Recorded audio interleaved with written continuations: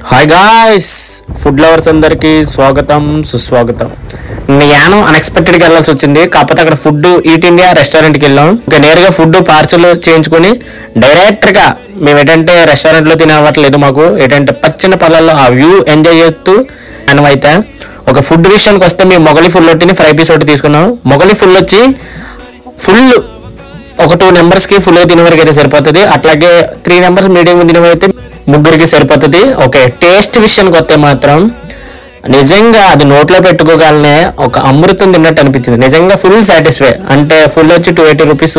నిజంగా తోప్ సిరీస్ ఉంది. ఒకవేళ ఎవరన్నా యాన వెళ్తే కనుక ఖచ్చితంగా ఈ రెస్టారెంట్ని టేస్ట్ చేయండి. ఖచ్చితంగా నచ్చితే కనుక కామెంట్ చేయండి. ఒక నచ్చకపోతే కనుక ఐఎమ్ రియల్లీ సారీ.